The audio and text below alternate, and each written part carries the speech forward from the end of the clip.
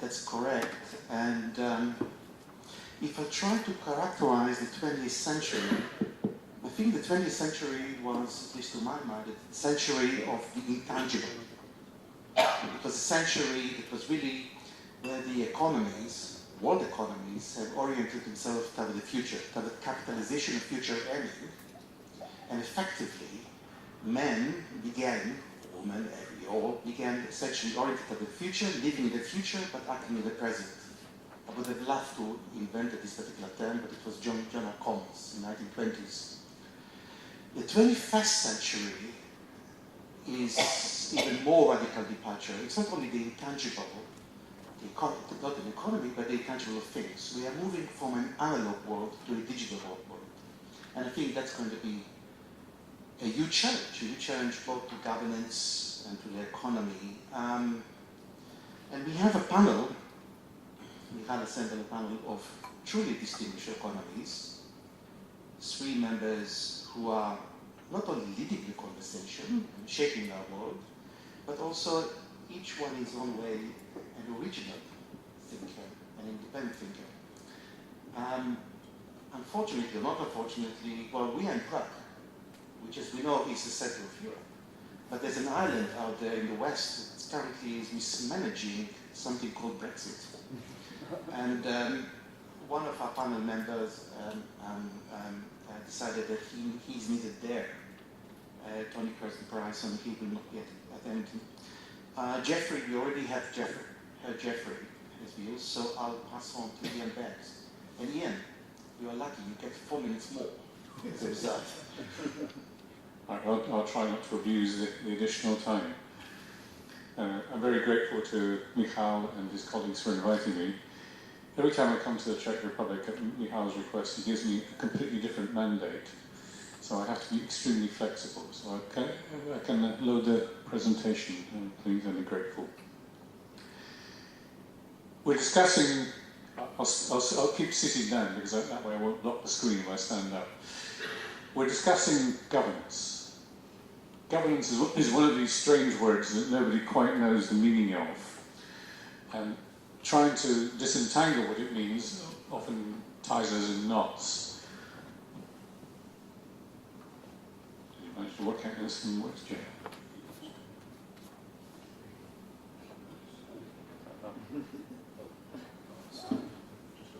That's a bleak future. But does it work?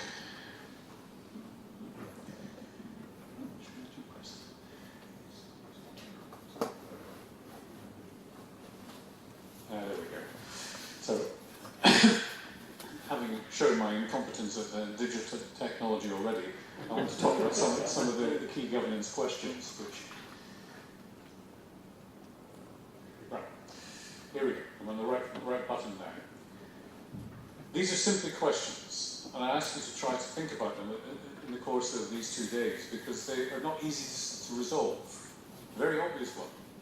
Who owns it? We know all these important technologies, but if they accrue to private individuals or to individual companies, do they belong to the rest of us?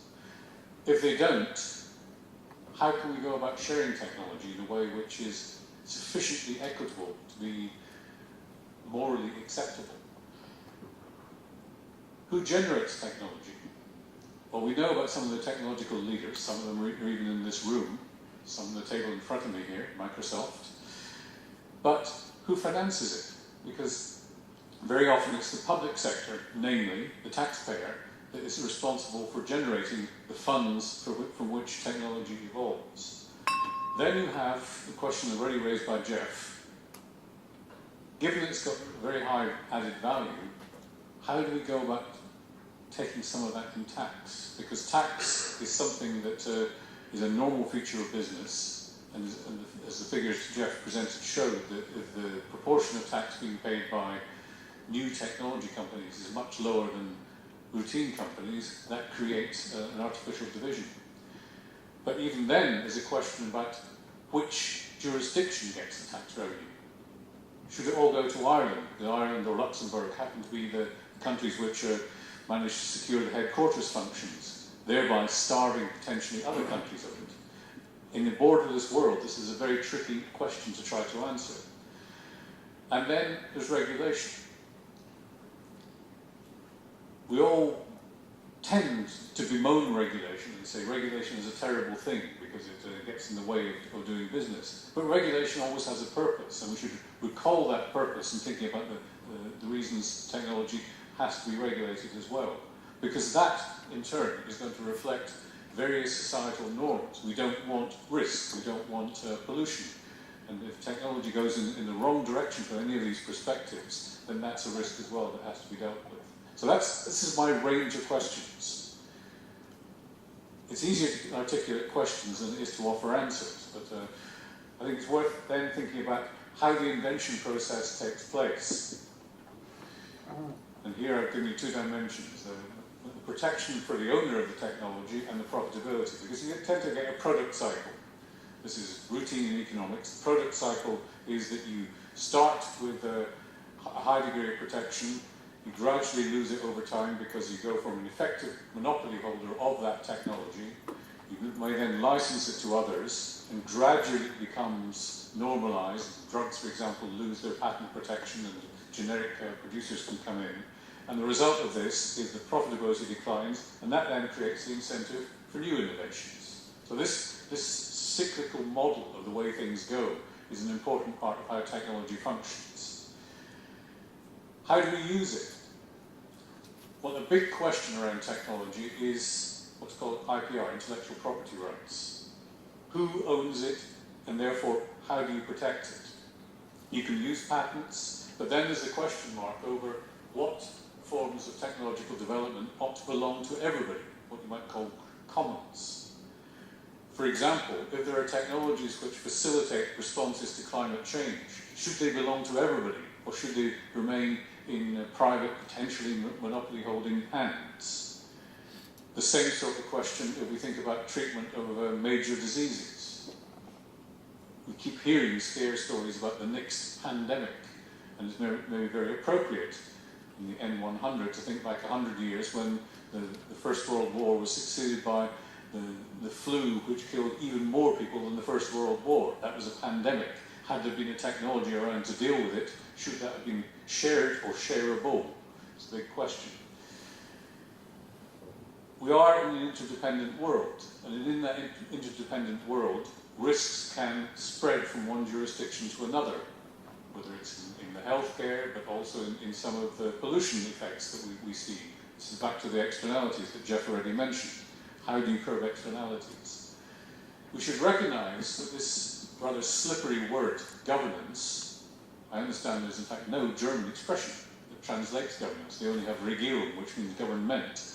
But when you have governance, what it does is to bring in a variety of non-state actors. So we have to think differently about governance. Not say, what can the state do, or what can the authorities do, but also how you secure the involvement of other actors, companies, NGOs, citizens groups, civil society generally, unions. All of these can become part of the governance mix.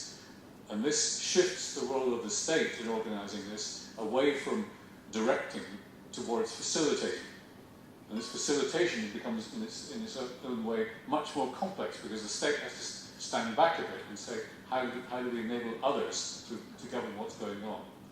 And in this context, I think there are three C words which I would like to put on the table as central to the way technology evolves, but difficult to reconcile. And those are how you coordinating across both companies, jurisdictions, how much collusion to allow between different actors, because the third C is competition. Competition is spur to new technologies. Collusion may be necessary to achieve critical mass in certain technological areas, and coordination functions have to work with the other two.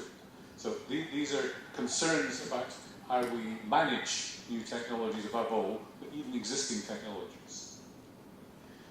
And when you come to the production of technology, another consideration is captured in the standard, we all like to play with these 2x2 matrices, but when you're producing technology, particularly through the research funding channel, what you want to do is insist on excellence.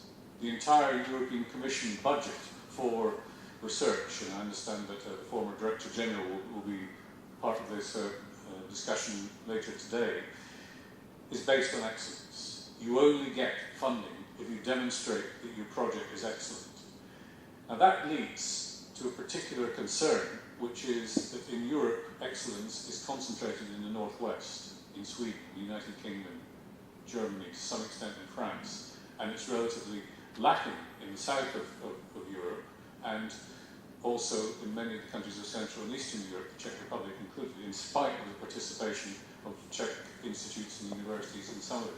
So you therefore have a second question, how do you spread capability? Do you, if you were a Czech or a Polish technology minister, object to the fact that funds go to the Germans and the Swedes? The Swedes get from the European budget nearly as much as Central and Eastern Europe put together. So this can look like it's inequitable. So you need instruments to spread capacity. And what you tend to have is that in the north east corner of this quadrant, you have very strong incentive to create new technology, but the rewards tend to get concentrated. They only go to a select group. You could say that if you go to the south-west quadrant of this, the rate of innovation is going to be slower if there are not the incentives or not willingness to spread to insist on excellence, but you get wider take-up. That's socially desirable. And then you have, if you want to have more capability, you need complementary instruments to technology policies. For example, infrastructure building, training, all of these things need to go together with technology development, and maybe the ideal world is here, but the hardest to achieve. So these are the kinds of technology dilemmas that are very hard to deal with in thinking about the direction of policy. You've also heard, I trust, for the FANGs. This has been very carefully chosen as an acronym to leave Microsoft out. Because the FANGs are Facebook, Apple, Amazon, Netflix, and Google. They are seen in some quarters as beneficiaries of the new digital world, but also demons, to the extent that they dominate excessively. I think, Jeff, you already alluded to this. The dominance in new areas, such as disruption of traditional media. Newspapers are struggling because of the FANGs. Traditional television and broadcasting other broadcasting companies are affected. They operate in non-traditional manners through creating platforms rather than conventional markets. And this poses a big question for the authorities. How do you react to this? Particularly if you find that so many of these companies do not conform to standard regulatory models. You need to go beyond the standard regulatory models. Capturing tax, we've already both discussed this at some length. And this means alternative approaches need to be devised, which I hope will come out of some of the discussions later in the day. Also, there is an emerging new approach to evaluation, which I think we need to take into account, which has three dimensions to it. The first is assessing needs. Needs that technology ought to be addressing, particularly in less developed parts of the world, are health, better connectivity, contributing to avoiding disruptive or damaging environmental change, and these kinds of things. These are all the needs. We tend to measure, when we look at technology, direct outputs. We count patents.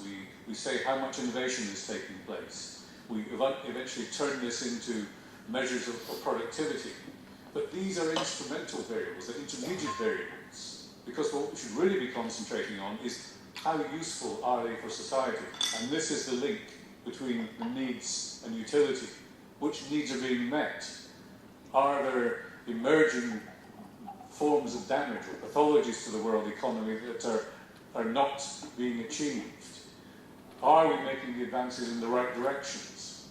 So in evaluating the prospect of new technologies, I would very much stress this top left to bottom connection, working through the direct outputs and not saying everything ought to be measured purely by the direct outputs.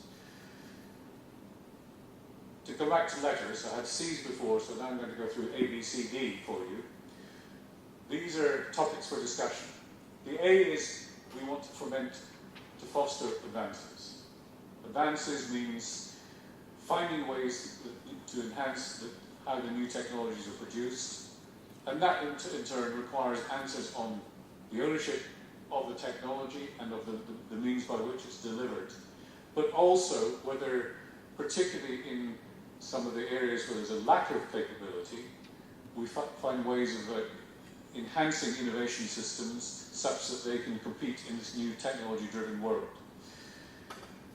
Better oversight, pretty obvious, because if you have critical technologies that matter for everybody, you don't want them in very narrow ownership.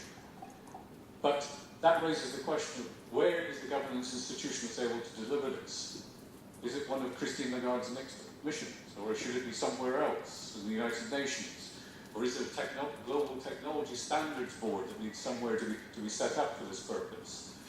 We also need to ensure in C that we curb or control whether it's market abuses, and that includes the fines, whether we can get regulatory cooperation going in the interests of getting this kind of control or curb, but also, again, whether there can be global standards that can be set up for this purpose.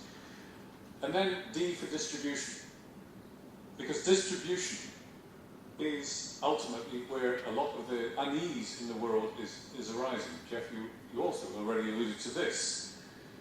Some people regard themselves as losers of globalization, losers of new technologies. They're going to react against this. You don't need to look at all the emergence of populism to see how this matters. And here there's some tests. Excellence, yes, a very sound principle for funding research. But is it enough? Because you need to go beyond it. Open access is the new mantra in research.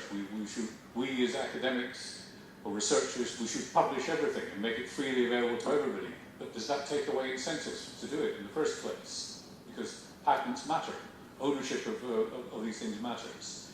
And we need to recognize that there is not a single global pathway towards new technologies. Because what matters for Zambia or Bangladesh is not the same as what matters for Germany or Sweden. They have different technology needs.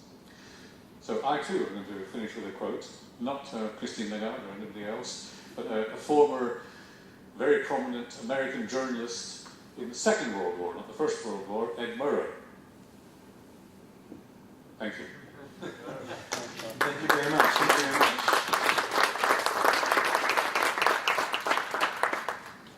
Before I open it up to the audience, Jeffrey, I don't know if you want to add something. We added that. Is there A, B, C, D, E, or perhaps an F? No, I would say my first reaction was that Iain's presentation was tremendously complimentary in the economic sense. We were complements to each other because I was looking at more of the macroeconomic questions that are arising, and he was looking at what we would call the microeconomic issues of how technology is propagated, etc. And one of the fundamental challenges which he pointed out, and I think is worth thinking about, is that many of these new technologies have the characteristic that we economists call of natural monopoly. That is to say that the marginal cost of producing them once they're set up is extremely low. But it's very hard for competitors to enter into the market. And as a result of that, there are potential for abuses of this monopoly position that these new technologies put you in. Why does everyone use Facebook? Well, because everybody else uses Facebook. And it's not clear that competitors can really fully participate. And so if we're in a situation where the economy is increasingly governed by natural monopolies, then regulation becomes a more urgent question. Mm-hmm. And so I think that's very much I would very much echo the observations that you made in this respect. And regulation by whom? Okay, let's open it for discussion. Any questions? I'll take 3 or 4 questions at a time, okay? Should we take some up here, or?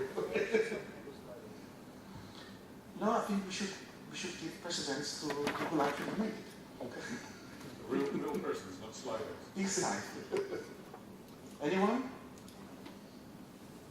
They prefer to be anonymous. The people are actually here. Ah, right, okay. Yes, nonetheless. Anybody? Anybody? Perfect, thank you. My question was actually related to the subject related to providing jobs that protect actually the workers, or actually protecting more the workers, and the current architecture of innovation, of technology overall. If we are looking to the models of Airbnb, Uber, and other technologies, we can see that they have their added value, but also they have some methods that they use, for example, to reduce the costs. In terms of jurisdictions, there was that discussion. In terms of social safety nets. So there's the question, who should be taxed more, or who should share the burden for the workers that actually do not benefit from the direct taxation of their work, for example, in the traditional system. The question will be also there. But Great, thank you very much. Anybody else? Yes, please. Thank you.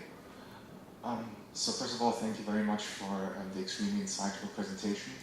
My question is relating to innovation management. So coming from Germany, I just know that the patent registration process is extremely complex and also very expensive.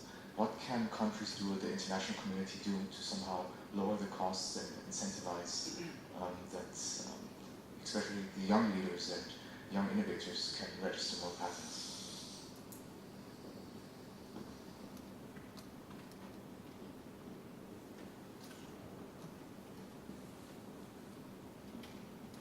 Hi, thanks a lot for the discussion we had already.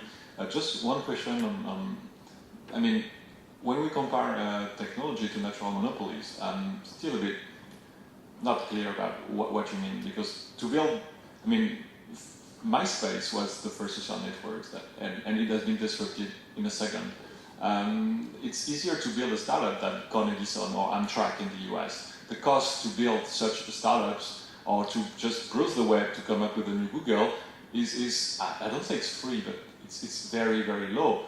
And I think comparing hard infrastructure that necessitates lots of investments to building a startup that could be the new Google or the new Facebook or the new Microsoft maybe.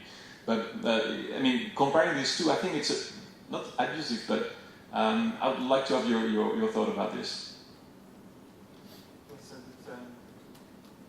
We are taking questions. Shall we look at questions by Ayaz Zinal regarding artificial AI and possibly user deployment? And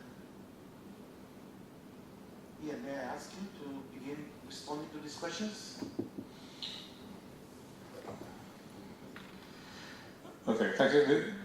This last question you just mentioned, and providing jobs, the initial question, are tricky ones, because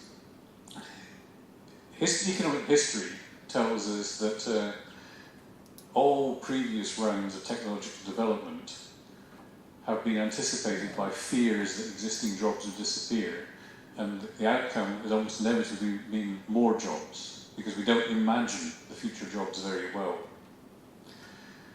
Artificial intelligence, the particular one that's raised here, sure, it's going to do things that currently people are employed to do. But if it opens up new dimensions to work, then clearly it is something that we have to imagine rather than know in advance. Then a second kind of answer is that there are some jobs which are going to exist and probably expand for other reasons, not necessarily technology. There is, for example, a strong link between employment in care services and what we see in many parts of the world, which is aging of the population.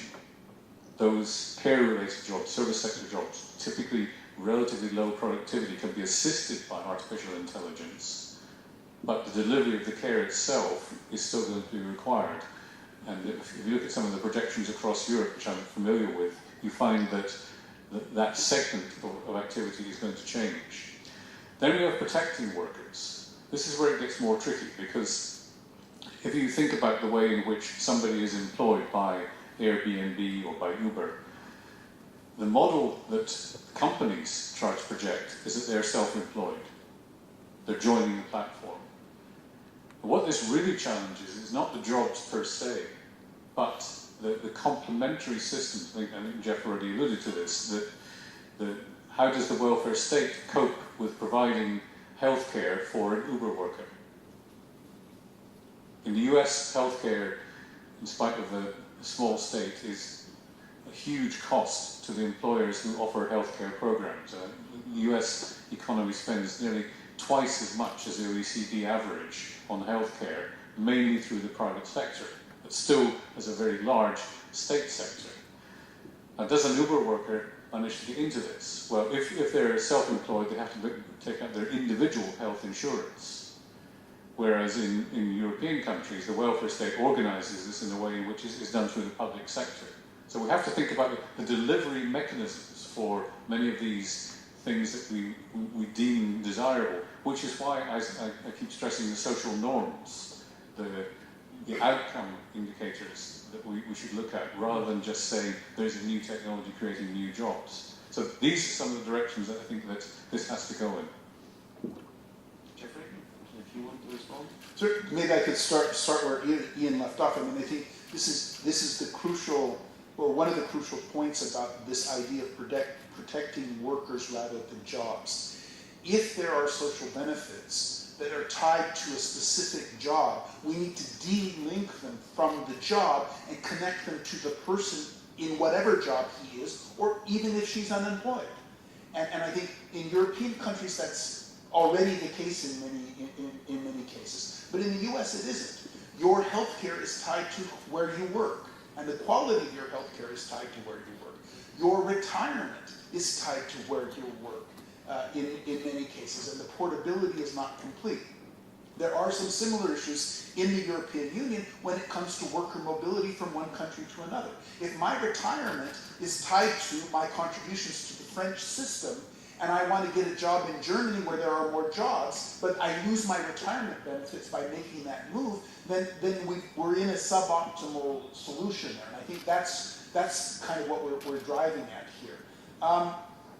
In terms of this issue of natural monopoly, I wanted to go back with that, because it's a very important issue. Is Facebook a natural monopoly because they made a huge investment in better technology than MySpace? I can't speak to the technology of MySpace versus Facebook. I do know that when my oldest daughter was about 13 and she was on MySpace for like 6 months, and then all of a sudden everybody was on Facebook. But why is everybody on Facebook? Everybody's on Facebook because everybody else is on Facebook. And this is what we call networking benefits. So the natural monopoly doesn't necessarily come through the technology per se. It comes from the fact that there's a huge advantage in using the same technology that everybody else uses. I mean, 20 years ago, we saw the same thing with Microsoft Office. People were using Microsoft Office in part because everybody else was using it, and in part because you wanted to use the same technology that everybody else used, so you could share files, etc. Was the technology better than Lotus 123?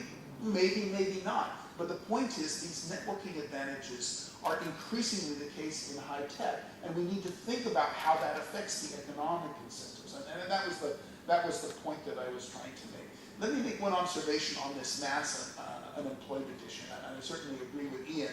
We could go back over 200 years to the Luddites, who thought that mechanization was going to destroy jobs and create mass unemployment. My concern is not mass unemployment in the sense that people will not have jobs in a country. My concern is that there are groups of people in a country that will not be able to find jobs because they lack the technological skills, the education and training, and the versatility to make the move from one job to another. I have no doubt that new jobs will be created in areas that we haven't even imagined, but will people be able to make that move? The problem of discontent in places like northern England or in the Appalachians of the US is not that there are no jobs in the US or that there are no jobs in the UK. It's that the people that are in those areas don't have jobs that they can do in those areas. A coal miner is not readily able to make a transition to a healthcare worker. And that's the challenge. It's a transitional unemployment challenge. Excellent, very interesting. More questions?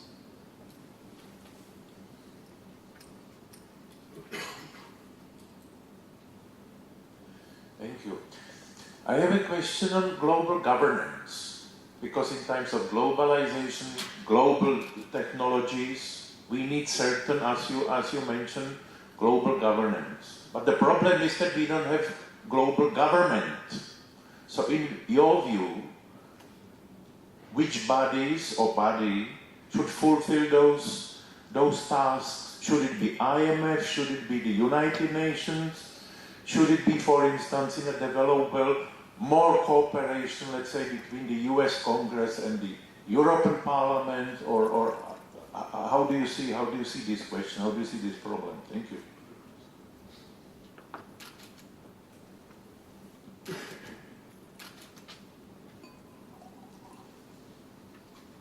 There's another question here.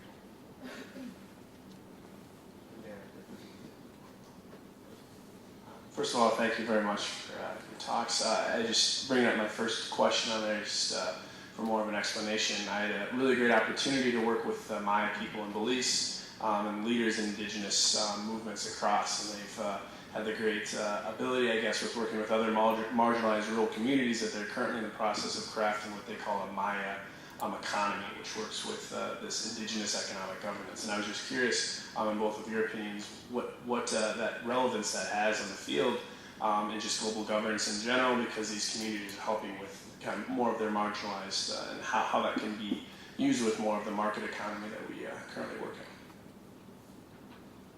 There's a question there.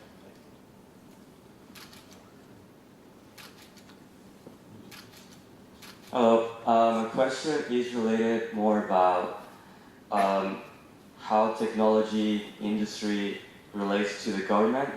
I had the opportunity to work in China in the tech sector, and basically what we have to do as a private sector, we have to provide a lot of information to the government. Is that the future of the tech sector, like what we see in China, that we have to provide a lot of information to the political atmosphere, or also like the government? Jeffrey, I wonder if you want to take it. Sure, I can start.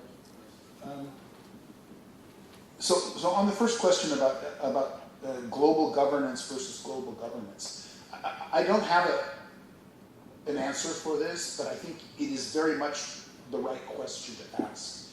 My own sense would be that we are going to have to find a combination of different solutions. And those different solutions might differ by region of the world or by type of economic activity in a country. And let me illustrate what I mean. Europe has made a decision to embark on a common project, governing themselves, at least in economic terms, and to an increasing degree politically, together as a bloc. But there are forces now, Brexit forces, for example, that are resisting that tendency to govern together. I think inevitably what's going to happen is you will have some regional governance blocks. You will also have an increasing role for international organizations. And I think we will also find a lot of times where we have to come up with ad hoc solutions, where we could have a World Climate Authority, for example, but we don't.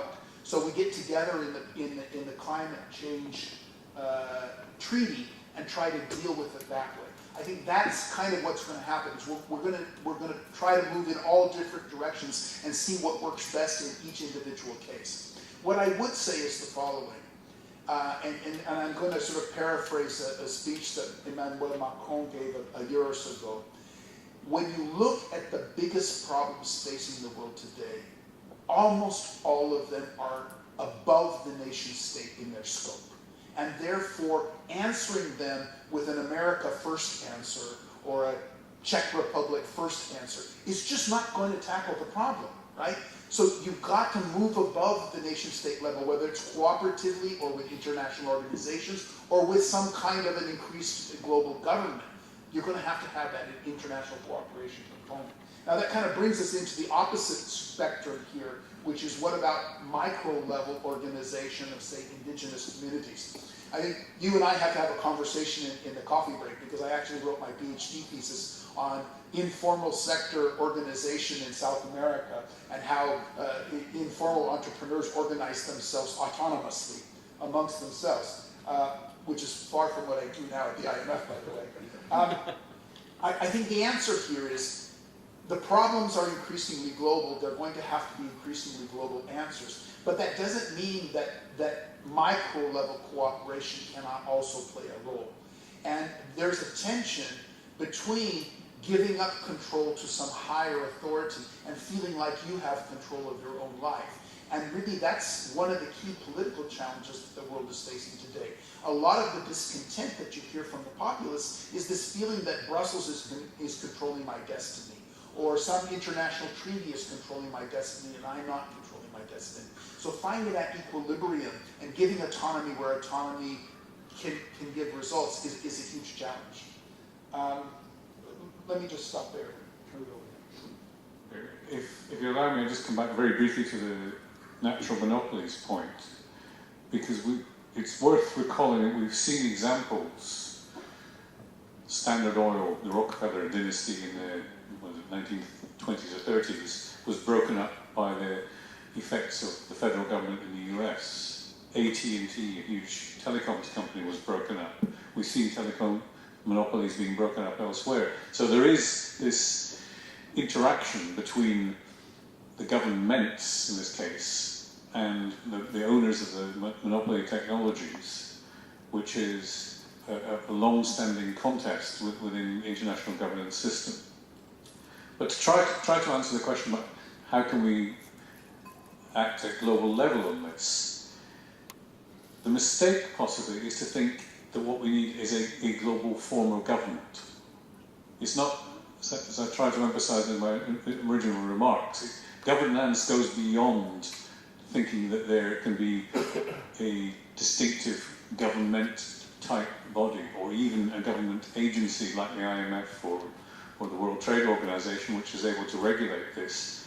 And this is where, in a curious inversion of the logic, technology may well play a role, because to the extent that technology platforms enable citizens to have greater voice, that is a channel of governance, distinct from government, through which some of these questions can be addressed.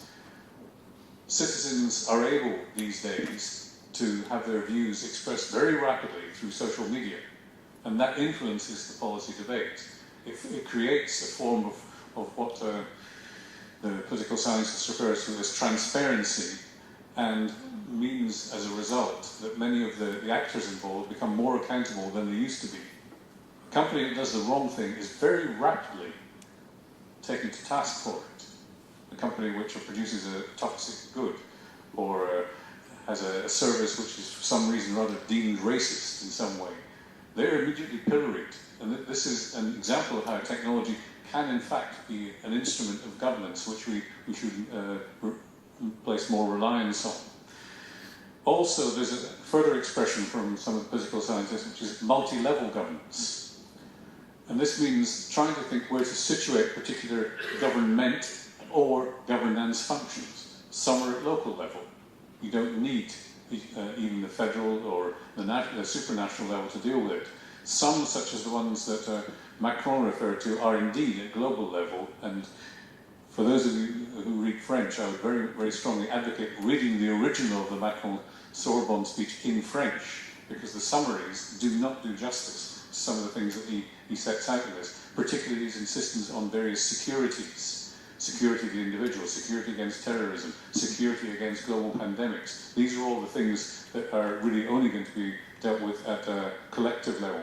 So collective action, in short, is the way in which you deal with this through multi-level governance and multi-tiered approaches to dealing with it. Well, I think this has been fascinating and really unexpected, to my mind, the answers you came up with. I think if I can summarize the way I understand your concepts of people and governance, is that the institutional makeup of the world, which consists of states and corporations, it's really an inherited institutional makeup and norms, did as well until now. But it's not going to do that anymore in the future. Something has to change, okay?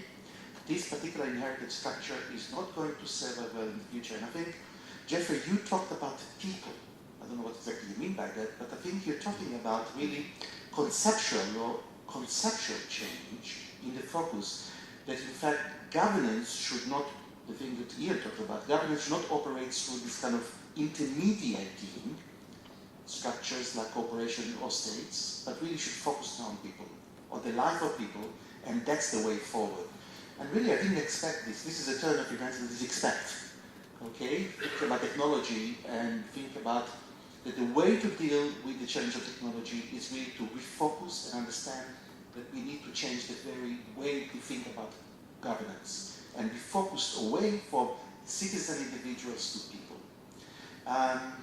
Fascinating, interesting, controversial, but that time is up. So thank you very much.